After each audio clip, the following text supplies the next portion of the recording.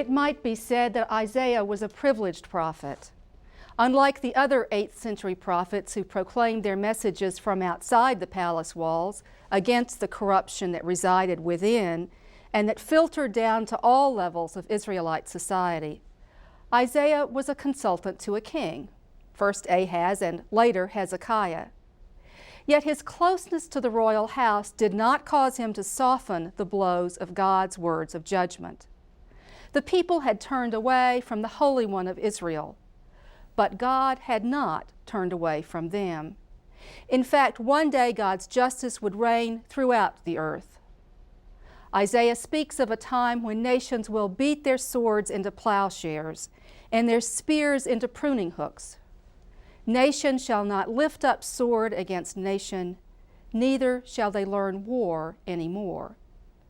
Mr. Wolfgang Roth focuses on the importance of faith in God that runs throughout the message of the prophets, as well as on the notion of the character of God reflected in the term, the Holy One of Israel.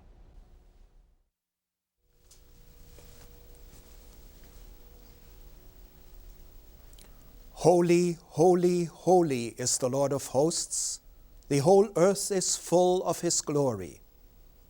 You know these words of celebration well because we have been singing them in synagogue and church for centuries. It was Isaiah who first heard them in the temple in Jerusalem.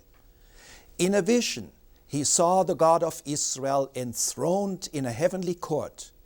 There he overheard one of the winged seraphs extolling the divine splendor. But the prophet is overcome with fear. How can he, a sin-marked human being, encounter the divine face to face and yet live? Then one of the celestial beings touches Isaiah's lips with a burning coal from the altar. Now the prophet is able to hear a divine summons. It entrusts him with a puzzling mission. He is ordered to utter words of reproof that the people are destined to hear but not to understand. Then Isaiah said, "How long, O Lord?" And he said, "Until cities lie waste without inhabitant and houses without people, and the land is utterly desolate, until the Lord sends everyone far away, and vast as the emptiness in the midst of the land." The people will grasp the meaning of Isaiah's words only at some point in the future, when disaster and exile will overcome them. The emphasis on God's holiness is a hallmark of the biblical book of Isaiah. You will notice how Isaiah speaks of the sovereign power of the Holy One of Israel in several ways. Thus, when Jerusalem and its royal court tremble because civil war or a siege by the Assyrian emperor threaten, the prophet calls the people to turn to the Holy One for help and support. Reliance on human allies and their armies is in vain, because they represent flesh, not spirit. Or notice how exploitation of less powerful members of society at home, in the kingdom of Judah and the city of Jerusalem, is branded as denial of the Holy One. This is so because Israel's God is exalted by justice.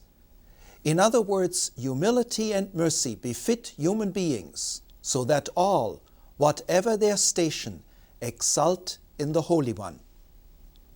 Finally, consider how standing firm in faith is the invited response to the splendor of Israel's God, which radiates through creation.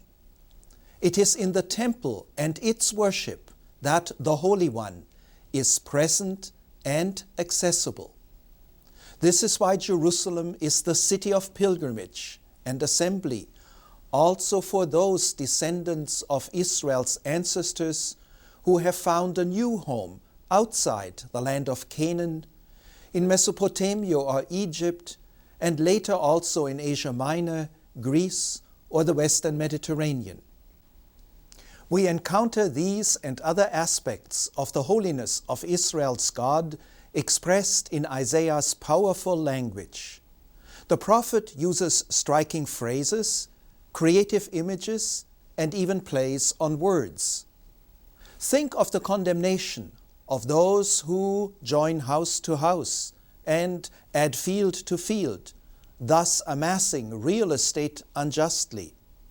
Or recall memorable images, such as the wolf living with the lamb and the lion eating straw like the ox. Anticipations of a peaceable kingdom cherished ever since these lines were penned. Plays on words work only when the hearers know the language being used. One illustration may suffice. The vineyard song in the 5th chapter concludes with the Lord's disappointment in not harvesting good grapes. Instead of expected justice, there was bloodshed, a cry rather than righteousness. Now in Hebrew, the contrasting word pairs sound alike, except for one consonant, mishpat, mishpach, ze'aka, tzedakah. Clearly, Isaiah and his disciples were messengers from whom the word of the Lord demanded a creative use of word and image. The book of Isaiah is one of the longest among the prophetic books. We know that Isaiah, who was active in the late 8th century in the capital of the kingdom of Judah, in Jerusalem, had disciples. They passed on both their master's spirit and his words from generation to generation, until the original announcement of destruction and exile, of which we already spoke, had been fulfilled. The burning of the temple and the Babylonian exile took place in the 6th century. Small wonder that the voices of the last disciples are formulated with these momentous events as backdrop. Hence chapters 40 through 55 are attributed to Isaiah of Babylon. As for chapters 1 through 39, let me review what you have been reading. The first 4 chapters are a preview of the entire book. Its theme is simple. The citizens of Jerusalem and the people of Judah are increasingly failing in their mission. Estrangement from their divine Lord and reliance on their own strength and their allies' strength is bringing disaster. While God's zeal chastises them severely, divine mercy is already at work. The call to return to the Lord will be heeded and Zion redeemed by justice. In short, the prologue points to the message that progressively unfolds throughout the book. Then 3 main sections, chapters 5 through 27 and 28 through 35, 36 through 39, show how divine interventions overcame 2 severe threats to Jerusalem's existence.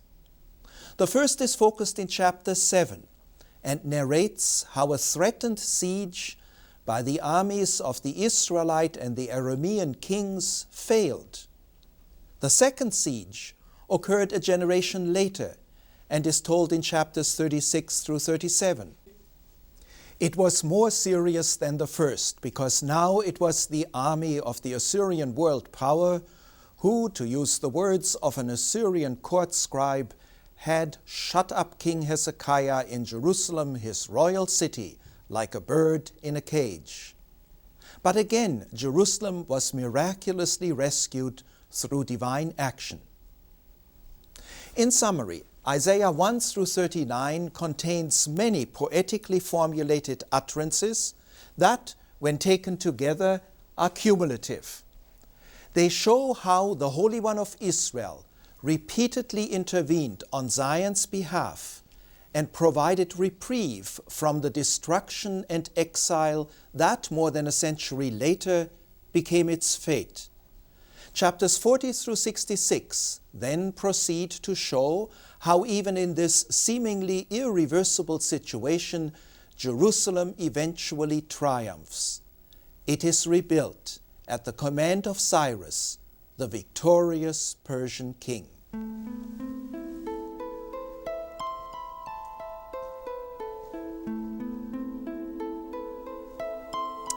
In the centuries that followed, the city of David became the symbolic center of worldwide Judaism.